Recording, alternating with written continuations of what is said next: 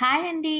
పొరుగింటి పుల్లకూర రుచి అంటారు కదా! ఇలా చేసి చూస్తే మన ఇంటి పుల్లకూర అంతకంటే రుచిగా ఉంటుంది. ముందుగా 3 ఆకుకూర కట్టలు తీసుకొని సన్నగా తరిగి ఇలా కడాయిలో వేసుకోండి. తర్వాత 2 ఆనియన్స్, 4 టమోటాలు సన్నగా కట్ చేసి వేసుకోండి. తర్వాత కొద్దిగా పసుపు వేసి ఉడికించుకోవాలి. 5 నిమిషాల తర్వాత మీ కారంకి తగ్గట్టు పచ్చిమిర్చి సన్నగా కట్ చేసి వేసుకోవాలి.